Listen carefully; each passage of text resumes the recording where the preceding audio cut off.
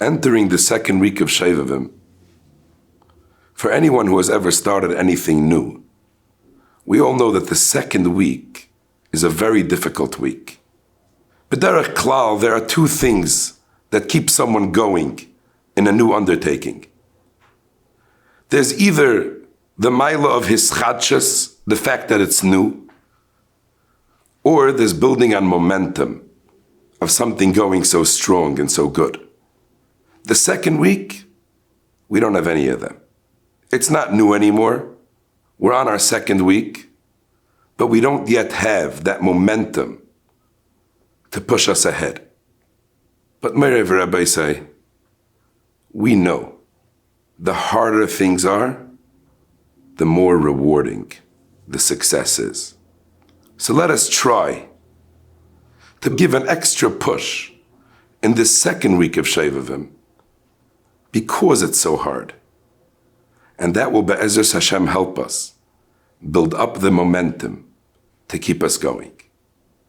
In this week's Parsha, in Parshas Va'era, we find that Hashem told Moshe Rabbeinu to tell Klal Yisrael that they will be redeemed from Mitzrayim.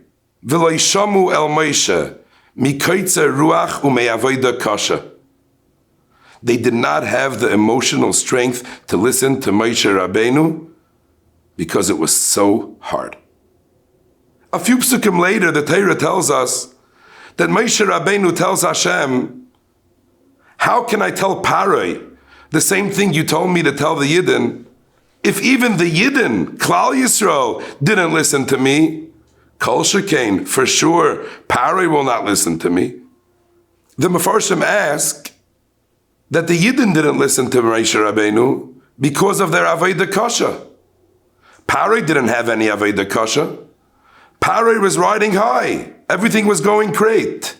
So how can Moshe Rabbeinu learn that if the Yidden didn't listen to me, for sure Paroi won't listen to me? The Yidden had an excuse, a reason. Paroi doesn't have that reason. And many different terutzim are said to this question. And I was thinking of maybe a new teretz to the kasha. What was the Avodah Kasha that Klal Yisrael was experiencing? What was so hard about the Gullus? Rashi in Parshas Vayechi tells us that the Gullus started when Nistemu Einehem V'Liban Shel Yisrael. The eyes and the hearts of Klal Yisrael were stuffed. Very interesting words. What does that mean? Their eyes and their hearts were stuffed because of the tzaras. And the Yismach Yisrael tells us a fascinating pshat, which is based on a hakdama that we all know. We all know that there is something about each and every one of us. Every Einokol of Avram, Yitzchak, V'Yakov possess a quality which is called a Pintele Yid. Do you know what that Pintele Yid means? It means that there's a part of each and every one of us that is connected to the Ribbono Shel Olam with a connection that can never be severed. There is something about each and every one of us. It's in our DNA. That there is something about us, a part of us, that no matter how low a Yid falls, he can never fall away from the Ribbono Shel Olam. He is always connected. And that is called Libon Shel Yisrael, the heartbeat of Klal Yisrael.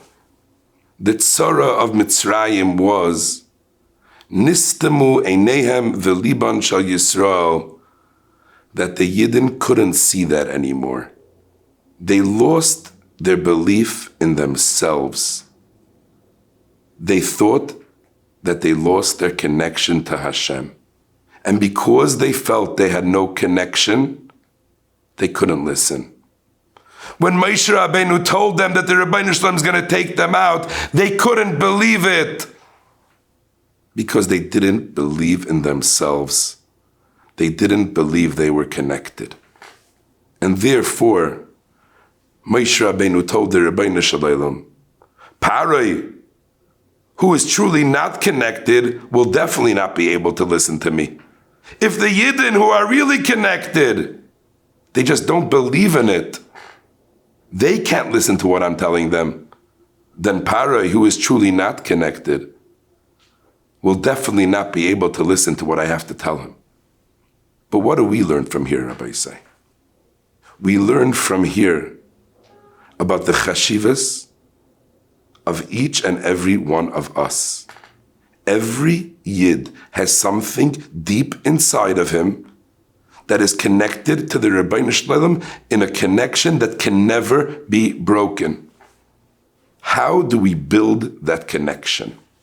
What do we do to build up that connection and to appreciate that connection and to be in touch with that connection? I saw a fascinating thing. The Alter from Kelm writes a letter about Shovavim. And he writes that whereas if you look in the Friedik Svarim, they say that in Shovavim, the days of Shovavim, one should fast, one should do things to afflict himself. In today's day and age, that's not Negeya. We don't do that. But there are a few things that we should try to do. And one of them, he says, is to be careful in Birchas Hananin, in making brachas properly. And the same thing is brought in the Yisayid V'Sheir Shavavim. What does Birchas Hananin, what does brachas have to do with Shovavim? And I think that the answer is very simple. We know that there's a chiyuv every day to say 100 brachas. Chazal tell us tremendous inyanim about being careful of saying 100 brachas every day. What's the purpose of so many brachas a day? And the Svarim teach us, because every time we make a bracha, what we're really doing is, we're saying, Hashem, I'm connected to you. Hashem, I have a relationship with you. Hashem, this cup of coffee that I'm drinking is from you, and you gave it to me. Shahakol niya bidvaroi. Everything we eat, everything we drink.